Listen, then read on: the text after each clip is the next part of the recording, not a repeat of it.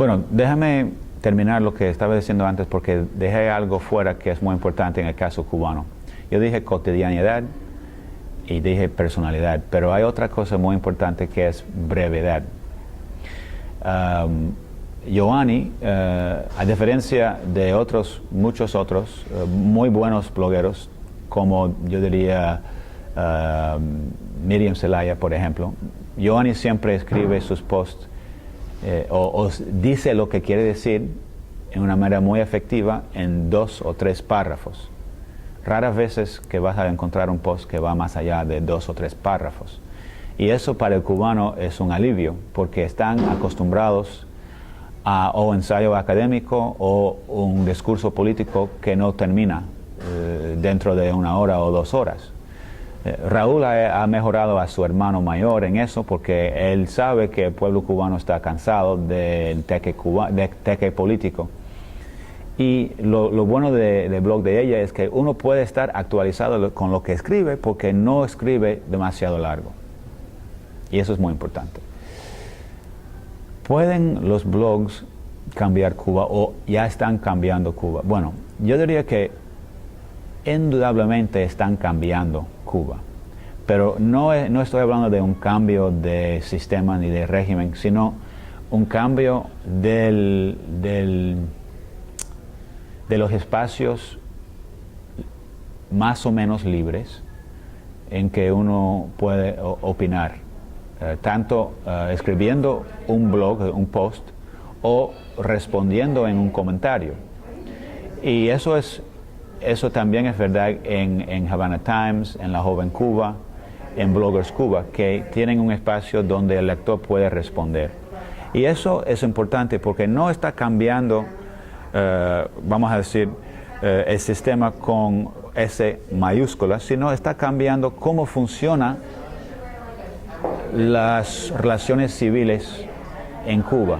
Está ayudando a tejer una sociedad civil donde se refleja la diversidad de opiniones y también, bueno, hace yo creo que 2 cosas que son muy importantes.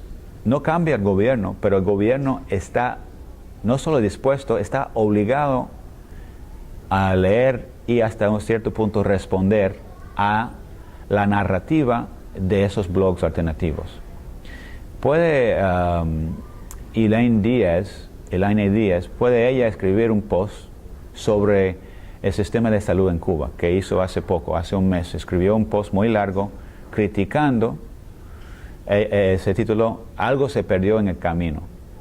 Y ella puede compartir su crítica o es el resultado de entrevistas y de información que ella ha coleccionado y exponer algo que no se va a leer en los espacios oficiales. Y eso está informando, es una herramienta que es muy útil en corregir errores o cambiar sistemas. Es el pueblo y cualquier gobierno que esté en poder que va a decidir hasta qué punto van a llegar los cambios. Pero que exista un mecanismo, un espacio o muchos espacios donde se puede reflejar, opinar, perspectivas diversas. También es algo importante porque durante mucho tiempo se ha criminalizado el acto de disentir. Pero si por un lado se criminaliza el acto de disentir, pero se anima la necesidad de oír quejas, es una contradicción, ¿no? Entonces, eso es importante. Otra cosa también importante, más fuera de Cuba que dentro, es que la narrativa de la vida, de lo que pasa en Cuba, cómo es la vida en Cuba, típicamente ha sido monopolio del gobierno, o quizás de vez en cuando de los disidentes o de los exiliados. Cuba es X, ¿no? Ahora lo que pasa es que hay una narrativa de la realidad cubana de la vida cotidiana, de los desafíos, de los problemas, que viene desde adentro de Cuba y que llega al mundo.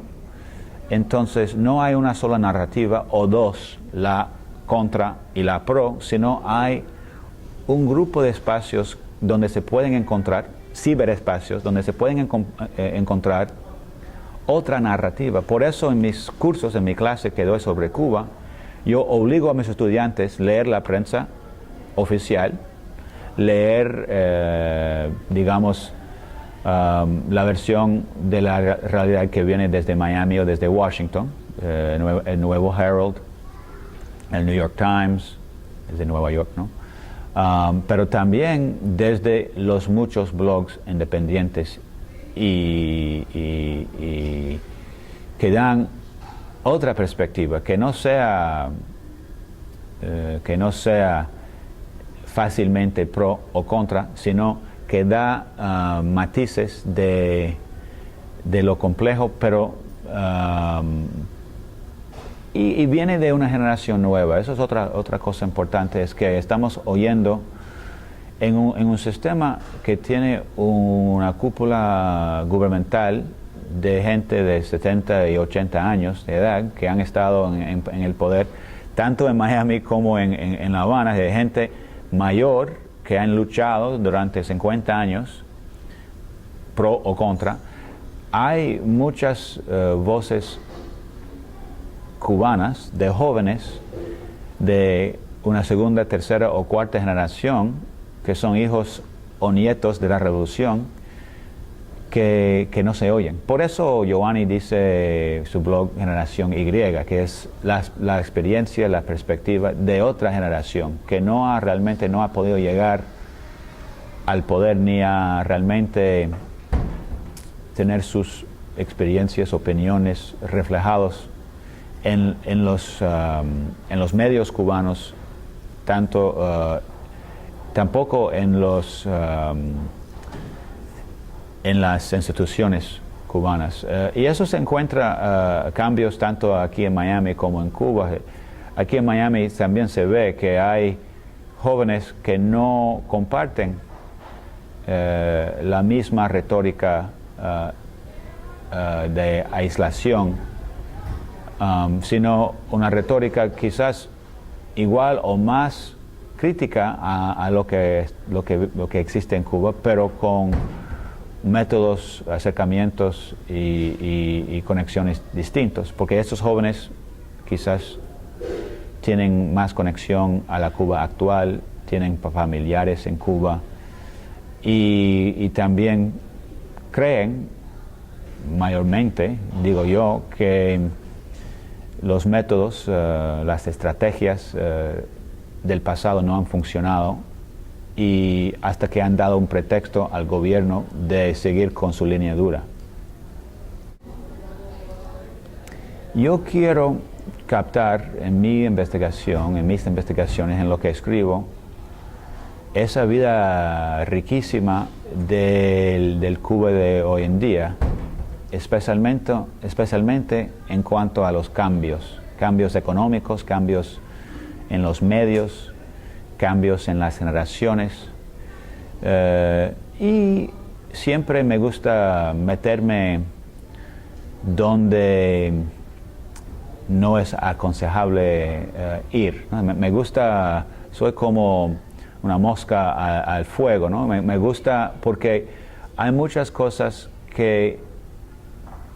de que se tiene que hablar, pero no es fácil hablar de ellos, ¿no? Entonces, me gusta, por eso me he enfocado tanto en los cambios económicos y en los cambios en el trabajo por cuenta propia y en los pequeños negocios en Cuba, que desde hace 10 años fue un asunto tabú, un asunto delicado, ya no tanto, y ahora en los medios sociales. Es algo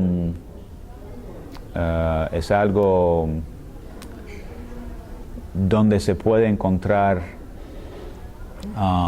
semillas de un futuro. No sabemos cuál futuro es. También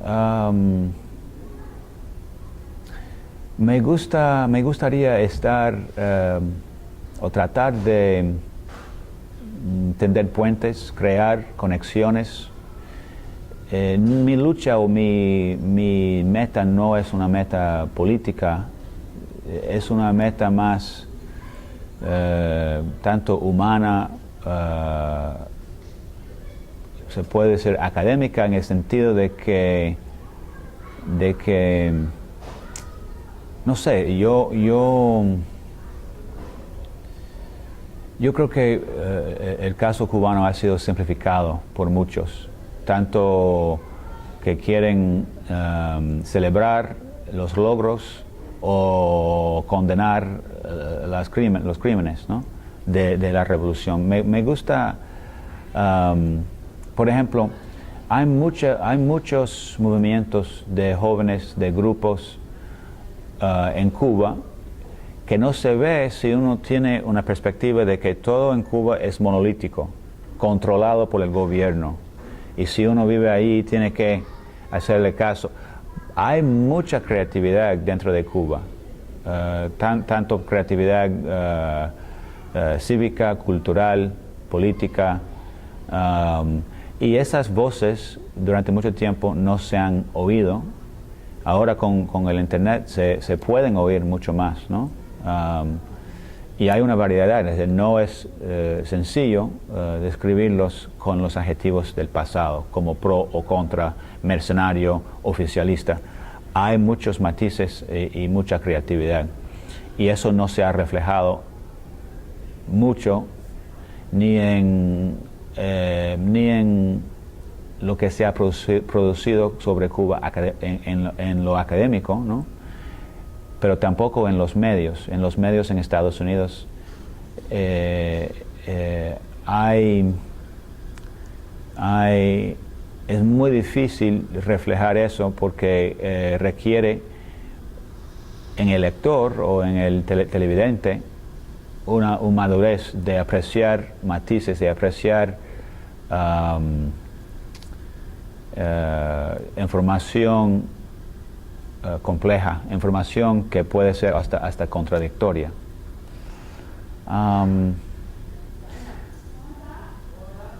Y lo que dije sobre tender puentes y crear conexiones, yo siempre he estado en contra del embargo y a favor de lo que decimos en inglés, engagement, de acercamiento. Eso no quiere decir que uno debe dejar de criticar y ser honesto sobre las cosas que deben ser mencionadas, deben ser discutidos, ¿no? Pero yo en mi carrera relativamente corta, son más o menos 10 años, 15 años, yo he tenido la suerte de conocer cubanos de la isla, tanto gente, vamos a decir, del gobierno, o que tienen posiciones en la universidad, o gente diplomática, tanto como gente opositora, gente alternativa, gente que han sido votados o han rechazado ser parte de cualquier institución cubana oficial. He encontrado una facilidad de crear estas conexiones. Bueno, uno siempre sabe que hay intereses gubernamentales, tanto en Washington como en La Habana, de ser manipulado, de ser usado, de ser pintado de comunista o de agente de la CIA, pero realmente yo trato de ser íntegro y siempre digo lo mismo a cualquier persona, para que después no pueden decir que estoy escondiendo algo, ¿no? Y eso me ha servido mucho en crear conexiones, crear relaciones con mucha gente de que muchas veces no están uno de acuerdo con el otro, pero que puedo tener un diálogo abierto, honesto, que no estamos siempre de acuerdo. Hay muchas veces que no estamos de acuerdo en nuestras políticas o perspectivas, Pero igual, no se puede llegar a ninguna parte si no se habla ni no se oye. Sí y no. Yo diría que hay una expectativa que un norteamericano no va a poder hablar español bien o nada, ¿no? O que no va a saber nada de la historia cubana, o va a ser prepotente o el típico americano feo, ¿no? El ugly American. Y yo he tenido mucha suerte porque yo no quepo dentro de este marco, ¿no? Entonces muchas veces los cubanos se impresionan conmigo de inmediato porque yo siempre hablo con ellos, casi siempre en español. Y aprendí la mayoría de mi español en Ecuador y después en Cuba. Entonces fui escalando un poco porque el español cubano es un poco más difícil de entender y de hablar. Pero para un norteamericano es sumamente importante empezar con un entendimiento de que esa relación histórica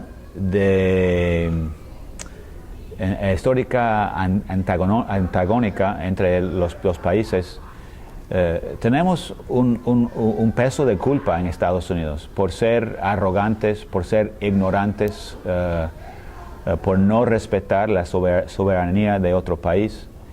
Y no estoy hablando solamente de hoy en día, ni del embargo, sino llegando hasta el año 1898, en la guerra de independencia cubana, que llamamos nosotros la guerra americana-hispana, ¿no? Hispanoamericana, ¿no? Entre España y Estados Unidos. Pero la guerra tomó lugar en Cuba, ¿no? Entonces tenemos esa historia y tenemos que reconocer y ser honestos con esta historia primero. Y después ya debemos y podemos hablar de lo que está pasando hoy en día, de la sociedad contemporánea cubana. Y yo creo que puede ser que los cubanos a veces tienen defensas hablando con un yuma, ¿no? Un norteamericano. Pero ya cuando saben que uno ha hecho el esfuerzo de tener una simpatía con la perspectiva histórica cubana, de ser un país pequeño, una isla, muchas veces ignorado o humillado, ¿no? Eso hace que el interlocutor pueda dejar de tener esta defensa, esta postura de defensa, y ya abrirse un poco más para escucharse y oírse. Otra cosa importante es que mucha gente piensa que el cubano de a pie va a tener un rechazo inmediato al norteamericano, pero yo he encontrado el revés, el opuesto, de que cuando ya saben que soy norteamericano, yo creo que tengo más suerte que si no fuera norteamericano, porque el cubano tiene una historia larga y tiene una conexión profunda con los Estados Unidos. No es siempre una buena conexión entre gobiernos, pero entre pueblos compartimos mucha historia, cultura, hasta economía. Hemos tenido mucho en común, y hay un hambre en Cuba por conocer y saber más de Estados Unidos, ¿no? No sé, de hacer conexiones humanas, profesionales, de amistad, con un yuma, con un norteamericano, ¿no? Y con los Estados Unidos como nación. Podemos hablar fácilmente de José Martí. José Martí expresó una crítica feroz al imperialismo norteamericano, pero una admiración tremenda para la tradición democrática, el ejercicio de de la libertad de expresión, de nuestra tradición de ser un país lleno de cultura, poesía, Walt Whitman. Entonces yo creo que Martí se presta para todo, ¿no? Y para ser manipulado para todo, pero yo creo que su acercamiento de tener un miedo o una sospecha a Estados Unidos como gobierno, como nación, como potencia económica, pero también un respeto y una admiración a lo que representa a Estados Unidos en el plan democrático, en el plan cívico. Entonces, una cosa no contradice a la otra. Las dos cosas son verdades, son verdaderas. Y yo creo que no se debe tener que aceptar uno y rechazar el otro, sino a las dos cosas a la vez.